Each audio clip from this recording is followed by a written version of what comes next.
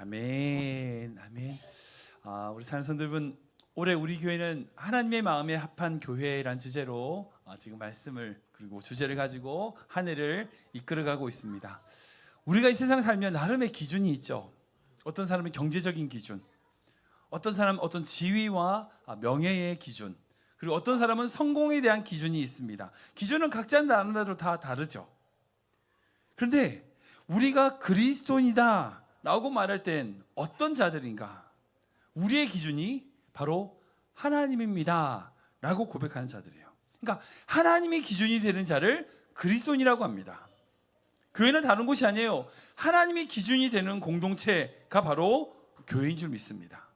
여러분 삶에 여러 가지 기준이 있을 수 있지만 오직 예수 그리스도가 여러분 삶의 기준이 되고 그 기준을 위하여 몸부림치는 공동체, 여러분 그런 공동체가 정말 하나님의 마음에 합한 교회인 줄 믿습니다.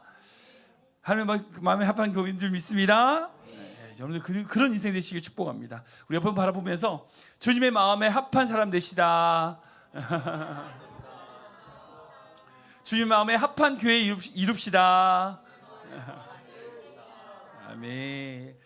네, 오늘은 하나님의 마음에 그렇게 합했던 인물 다섯 번째로 라합에 대해서 라합이 가졌던 의존적인 삶이 무엇인지를 함께 나누기를 원합니다. 여러분들 그런 얘기 들어보셨죠? 내로남불 들어보셨죠? 요즘 한국에서는 막 이제 국회의원 선거를 하니까 한참 하니까 이 내로남불이라는 단어가 굉장히 많이 이제 언론이라든지 정치인들이 씁니다. 다들 아시겠지만 이 내로남불 이런 사자성어 아니에요. 내가 하면 로맨스, 네가 하면 불륜. 예, 그게 내로남불이에요. 그러니까 똑같은 상황에 있어서 그 상황에 대하여 자기의 부분에 있어서는 관대하고 반대로 자기의 반대편에 있는 사람에 대해서 남에 대해서는 비난하는 어떤 그런 행동을 일컬는 말로 만들어진 신조어가 바로 내로남불이죠. 정치적으로 보면 서로 싸우는 그런 정당들을 보면 자기 편에 막 아무것도 아닌 것처럼 똑같은 일인데 저쪽에다가 막 엄청난 일이라고 말하는 그런 형태를 우리는 흔히 보게 됩니다. 선도 아시겠지만 우리 민족이 일제치하의 억압을 받고 있을 때에 이토 히로부미를 저격했던 우리를 안중근 의사라고 하죠. 안중근 독립투사가 있습니다. 그 안중근 선생님을 우리는 독립운동가, 독립투사라고 하고 의로운 일을 하셨다라고 해서 의사라고 기리고 있습니다. 그래서 서울에 가면 안중근 의사 기념관이라고 강남에 가면 있죠. 아무튼 우리는 그분을 독립운동가, 독립투사로 기리고 있습니다. 근데 반대편에 일본의 입장은 어떨까요? 일본 사람들 관점에서 이 안중근 의사는 어떤 사람이에요? 테러리스트입니다. 테러리스트. 일본의 아주 유명한 정치인, 유력한 정치인이었던 이토 히로부미를 저격하고 죽였던 살인범이죠. 우리나라 입장에서는 의로운 독립운동가라고 말하지만 일본 사람들 입장에서는 그냥 살인범 내지는 테러리스트일 겁니다. 최근에 한국의 어떤 국회의원 후보가 그 이토 히로부미를 위대한 정치인이라고 칭송하는 바람에 논란이 됐던 거 저기 있었는데, 아무튼 일본 사람들의 입장에서 보기에는 그 이토 히로부미를 저격했던 그냥 살인범에 불과합니다. 이와 마찬가지로 동일한 사건인데 입장에 따라서, 관점에 따라서 그것에 대한 평가는 다르게 나타나죠. 사실 인간인지라 인간이 사는 부분에 있어서는 이게 당연하다고 할 수 있습니다. 내 편에서는 좋은 것인데 저쪽에서는, 그렇죠. 어떤 회사에서 경쟁 옥션을 하는데 어떤 분은 그게 당첨이 되고 어떤 사람은 안 되는 거니까 어떤 사람한테는 승리고 어떤 사람한테 패배가 되는 거죠. 그 사건 자체는 인간 사는 건 다 그런 것 같습니다. 나의 입장에서 보면 좋은 것이지만 반대편에서는 안 좋은 것일 수 있죠. 반대로 나는 안 좋지만 그들은 좋을 수도 있잖아요. 그런 관점에서 이 라합을 한번 생각해 보세요. 비슷한 케이스라고 할 수 있어요. 왠지 아세요? 이 라합이란 여자는요, 성에 정탐하러 왔던 그 이스라엘 정탐꾼들을 어떻게 했어요? 숨겨졌어요. 그리고 그 정탐꾼들을 잡으러 왔던 그 여리고의 군사들을 어떻게 했어요? 거짓말 해가지고 못 잡게 도망가도록 도와줬어요. 여러분, 이 이스라엘 누구예요? 그 여리고성을 공격하려 오는 적국입니다. 적국이에요. 그 여리고성을 함락하려 오는 그 이스라엘은 적국이라고요. 근데 그런 말을 그렇게 따지면 이 라합이라는 여자는 자기의 적국을 도와준 여인이 되는 거잖아요. 그렇게 본다면 이 라합은요, 한평생 함께 지내왔던 자기 민족, 함께 거주했던 그 이웃을 배신하는 행위라고 할 수 있겠죠. 그러니까 이스라엘 입장 말고 그 여리고 사람들 입장에서 말이에요. 그리고 그렇게 그런 행위를 하면서 자기 가족들을 살려달라고 요청하는 것은 어찌 보면 자기 좀 이기적인 그런 행동이라고 볼 수 있을 겁니다. 여러분 어떻게 생각하세요? 제가 문제제기를 이상하게 했나요? 이 라합은 자기 민족을 배신한 배신자일까요? 아니면 이스라엘 백성을 위하여 중요한 역할을 감당했던 믿음의 선배일까요? 즉 내로남불이라고 하는 그런 관점에서 우리 입장에서만 이 라합이라는 존재를 좀 정당화시킨 것은 아니냐는 거예요. 그래서 이 부분에 있어서 우리가 정확한 기준을 가지고 있어야 돼요. 무슨 말이냐? 이 라합이 선택한 것은 단순하게 자기의 민족을 배신하는 그런 차원의 행동이 아니라 그녀가 생각했던 중요한 기준과 가치가 있었다는 거예요. 그 기준과 가치에 의하여 그렇게 행동할 수밖에 없는 것으로 고민해 봐야 된다는 거죠. 이 질문에 답하기 위해서 우리가 이방인이었고 하나님을 알지 못했던 이 라합이 무엇을 의존하고 있었는지, 무엇에 의지하고 있었는지를 살펴볼 필요가 있습니다. 그리고 우리가 이것을 살펴보므로 우리가 세워야 될 기준이 무엇인지, 우리가 이 땅을 살아가면서 다른 사람의 어떤 평가 이런 것이 아닌 우리가 세워야 될 기준이 무엇인지를 한번 생각해 보기 원합니다. 첫 번째로 라합은요, 하나님에 대한 소문을 통해 하나님을 믿고 의존한 여인이었다는 거예요. 우리가 같이 해볼까요? 시작. 라합은 하나님의 소문을 통해 하나님을 믿고 의존한 여인이었습니다. 한 번 더 읽겠습니다. 라합은 하나님의 소문을 통해 하나님을 믿고 의존한 여인이었습니다. 아멘. 우리 10절 말씀인데 같이 읽겠습니다. 시작. 이는 너희가 애굽에서 나올 때에 여호와께서 너희 앞에서 홍해물을 마르게 하신 일과 너희가 요단 저쪽에 있는 아모리 사람의 두 왕 시혼과 옥에게 행한 일, 곧 그들을 전멸시킨 일을 우리가 들었음이니라. 아멘. 이스라엘 백성들이 지금 이 상황을 아시겠지만 애굽에서 10가지 재앙을 통하여 애국을 발칵 뒤집어 가지고 나온 이후에 그 광야에서 40년을 지내고 드디어 가나안 땅이라고 하는 하나님의 약속의 땅으로 들어가는 입장, 바로 그 앞에 있어요. 그리고 그 과정 속에서 여기 말하는 시온과 옥이라고 하는 두 강력한 나라를 이스라엘 백성들이 하나님의 은혜와 하나님의 도움으로 무찌른 이야기가, 그 광야에서 이겼던 이야기를 우린 이 여리고 사람들이 들었던 거죠. 여러분, 소문이라는 게 뭔지 아시죠? 소문이라는 건요, 발 없는 말이 천리를 간다고. 소문이라는 게 한번 싹 불기 시작하면 어떻게 해요? 부풀려져요, 줄어들어요? 부풀려져요. 경험해 보셨나 봐요. 다 그래요, 진짜. 소문이라는 거는 딱 뭔가 입에 딱 나왔다 그러면 쟤 무슨 경제도 돈 월급 잘 받았대. 좀 몇 번 지나면요, 집 샀다는 얘기로 가요. 누구랑 좀 편지 주고 받았대. 결혼했다 그래 지금. 그래요. 처음에 조그만 소문인데 그게 살이 붙고 해가지고 나중에 전혀 다른 이야기가 돼요. 지금 마찬가지예요. 이스라엘 백성들이 애굽에서 그런 10가지 재앙으로 홍해를 가르고 그렇게 가나안 땅으로 들어오게 된다라고 하는 이야기가 이 여리고 사람들 귀에 들어왔을 때는 도저히 상상할 수 없는 어마어마한 이야기로 소문으로 퍼져서 들어왔던 거죠. 그리고 그 소문을 라합만 들었나요? 아니요. 여리고 있는 모든 사람 다 들었어요. 방금 읽었던 본문으로 내가 들었음이 아니라 우리가 들었습니다라고 분명히 고백하고 있어요. 그런데 그렇게 하나님의 놀라운 역사와 그런 소문이 여리고 성에 들었을 때에 이 라합과 다른 여리고 성의 주민들의 반응이 어때요? 같아요, 달라요? 달라요. 여러분들 혹시 복음 제시, 예수님 안 믿는 분에게 복음을 제시해 보신 적 있는지 모르겠어요. 저도 한참 대학 때 한 30년 전이죠. 대학생 때 CCC 훈련, DFC 훈련을 받았을 때 주로 캠퍼스라든지 그런 데 다니면서 복음을 전하고 기차역이라든지 그런 데 가서 사역리라고 하죠. 그거 들고 막 복음을 전했던 기억이 있습니다. 경험이 있습니다. 그리고 대학원 때는 제가 전도폭발 훈련을 받았거든요. 전도폭발 전도훈련이라고 하는 프로그램 받았는데 그 주로 어떻게 하냐면 한 30분 정도 되는 분량을 쭉 외우는 게 있어요. 그걸 외워가지고 실습을 해야 돼요.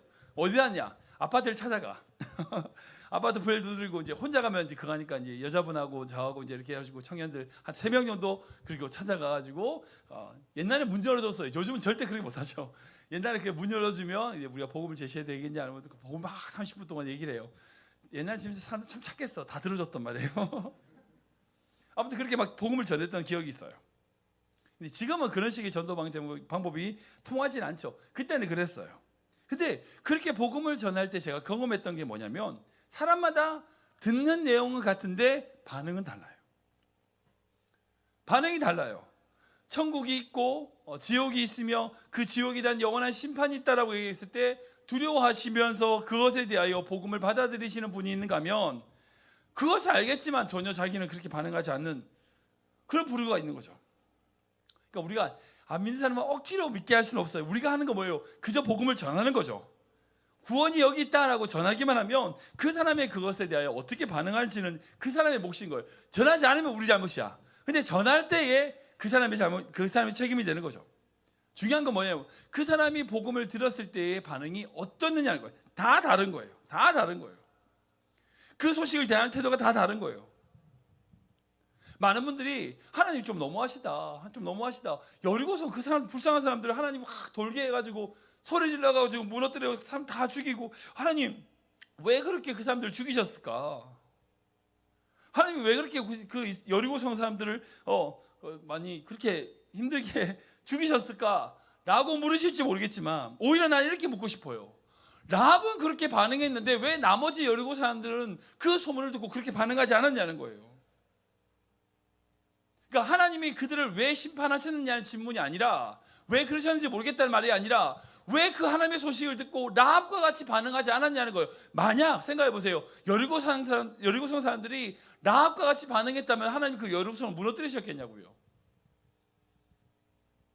그러니까 우리 입장에서 보면은 그 여리고성을 멸하셨다라고 하는 것이 아니라 왜 여리고성은 그 라합과 같이 하나님의 소문을 듣고 하나님을 믿고 의존하지 않았느냐는 거죠.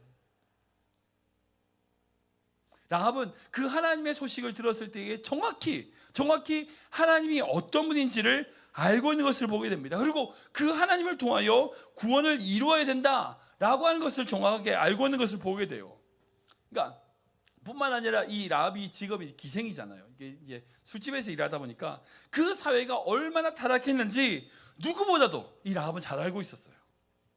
그래서 라합은 그 여리고가 언젠가는 멸망할 것이라는 것을 생각하고 있었고 그래서 하나님의 심판이 여기서 이르렀구나는 것을 알았다는 것. 그 증거가 바로 9절이거든요. 같이 읽겠습니다. 시작. 말하되 여호와께서 이 땅을 너희에게 주신 줄을 내가 아노라. 우리가 너희를 심히 두려워하고 이 땅 주민들이 다 너희 앞에서 간담이 녹나니. 아멘. 그러니까 라합이 이 하나님의 소문을 듣고 났을 때에 그 어떤 반응을 해요? 하나님이 이 땅을 너에게 주신 줄 알았다. 어떻게 알아요? 어떻게 알아요? 그 사회가 얼마나 타락했는지, 그 사회가 얼마나 부패했는지 누구보다도 이 라합은 잘 알고 있었겠죠. 기생이니까. 이런 사회는 부패할 거야. 타락했으니까 망할 거야. 망할 수밖에 없어. 그래. 근데 이스라엘 백성이 오네. 그래, 이것 때문에 망하겠구나. 라고 한 거죠. 라합이 알았다는 거예요. 그래서 두려워하고 간담이 녹았던 거죠. 근데 이 라합만은 어떻게 반응했어요? 그렇게 두려워하고 간담이 녹음으로 말미암아 하나님을 의지하는 거예요. 하나님을 의지하는 거예요. 근데 마침 하나님께서는 그 이스라엘 정탐꾼을 라합이 있는 그 기생집에 들어가게 하셨어요. 그 기생의 집의 주인이 라합인지 아니지 아니면 그곳에서 그저 일하는 사람인지는 정확하게 알 수 없지만 어쨌든 그곳에서 그 정탐꾼을 만나게 하셨고 결국 구원받게 하셨어요. 하나님이 그 라합을 위하여 정탐꾼을 구원의 통로로 사용하신 것을 보게 됩니다. 우리가 어떤 상황이든지 잘 기억해야 될 게 그거예요. 우리가 그 상황에서 어떤 반응을 보이냐는 거예요. 어떤 반응을 하냐는 거예요. 하나님께 뭐 두드리고 왔기도 하고 어떤 문제가 생기기도 하고 여러분 그때 어떤 반응을 하세요? 하나님을 의존하는 반응을 하십니까? 아니면 여러분들 그저 좌절하는 반응을 하세요? 내 힘으로 의지하는 반응을 아십니까? 우리가 어떤 반응을 해야 될까요? 라합은 그 속에서 옳은 반응, 바른 반응을 한 거예요. 하나님이 자신을 구원하기 위한 통로를 바르게 반응하여 나아갔던 모습을 보게 되는 거죠. 여러분, 때로는 여러분들이 하나님의 일이 이해가 안 됐다 할지라도 그 속에서 하나님이 여러분들을 위하여 일하시는 그 일하심을 기대하시기 바랍니다. 그리고 그 속에서 바른 하나님이 원하시는 반응을 해나가야 되는 거예요. 두 번째로 이 라합은 어떤 사람이었냐? 바로 두려워할 것을 두려워한 여인이었다는 거예요. 같이 가볼까요? 시작. 라합은 두려워할 것을 두려워한 여인이었습니다. 한번 읽겠습니다. 라합은 두려워할 것을 두려워한 여인이었습니다. 11절 말씀 보겠습니다. 시작. 우리가 듣자 곧 마음이 녹았고 너희로 말미암아 사람이 정신을 잃었나니 너희의 하나님 여호와는 위로는 하늘에서도 아래로는 땅에서도 하나님이시니라. 아멘. 라합은 분명히 무엇을 알았어요? 하나님이 어떤 분인지 정확하게 알았어요. 위로는 하늘에서도 아래로는 땅에서도 하나님이시다 라고 분명히 정확하게 고백하고 있습니다. 말씀드렸던 것처럼 이 라합은요, 그 믿음에 의하여 하나님의 소문을 듣고 하나님을 의존하고 바른 결정을 했던, 바른 의지를 결정했던 모습을 보게 돼요. 그리고 하나님이 보내신 그 정탐꾼을 통하여 구원을 받았습니다. 근데 생각해 보세요. 이게 두렵지 않을까요? 만약 들키면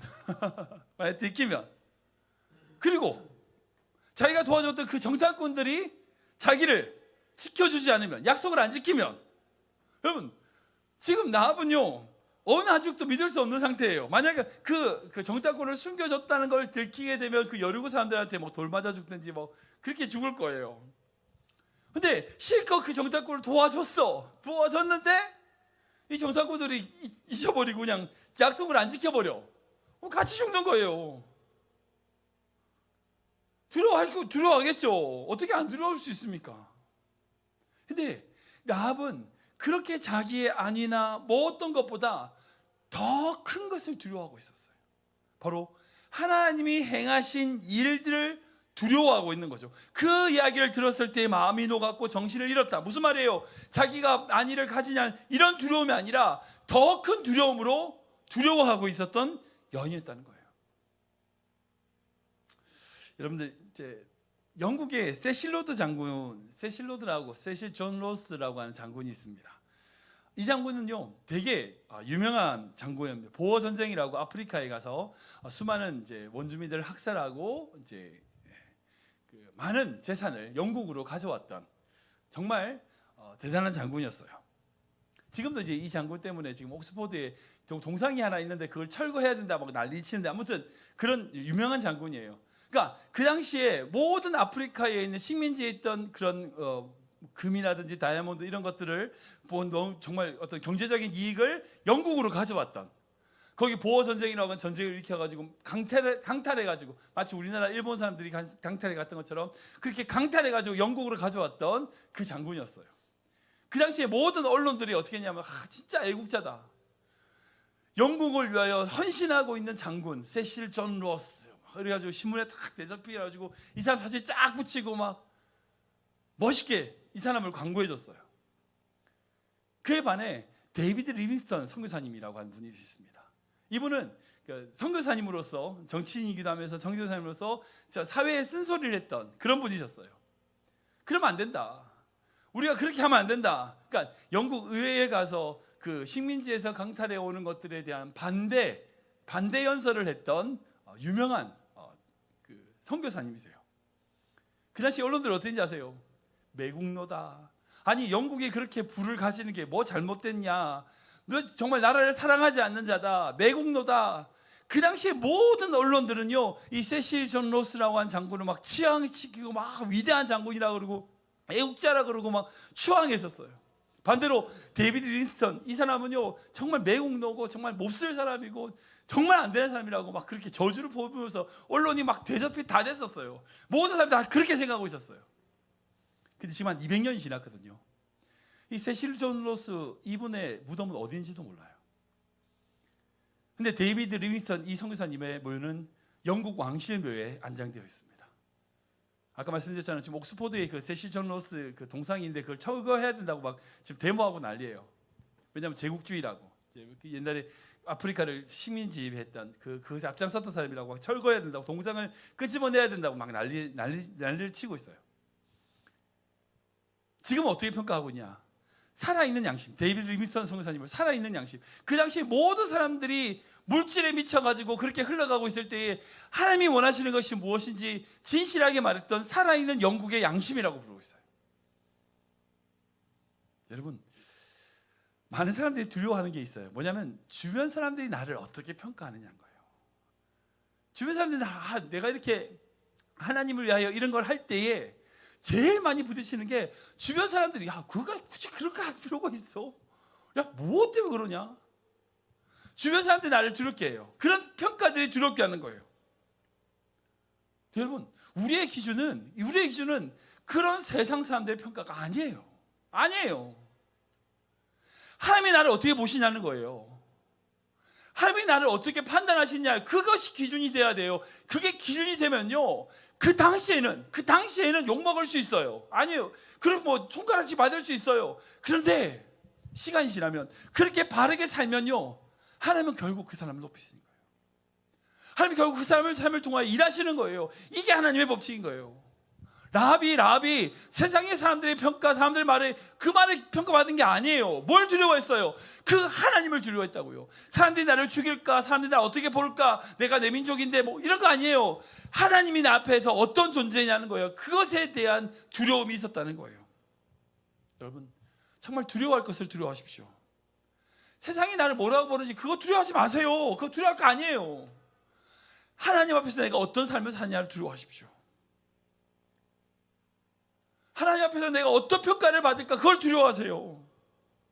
그래야 우리가 이 세상 속에서 바른 믿음으로 살아갈 수 있는 거예요.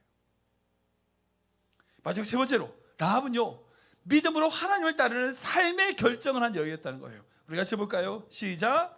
라합은 믿음으로 하나님을 따르는 삶에 결정한 여인이었습니다. 한 번 더 읽겠습니다. 라합은 믿음으로 하나님을 따르는 삶에 결정한 믿음이었습니다. 12절 말씀 보겠습니다. 시작. 그러므로 이제 청하노니 내가 너희를 선대하였은즉 너희도 내 아버지의 집을 선대하도록 여호와로 내게 맹세하고 내게 징표를 내라. 아멘.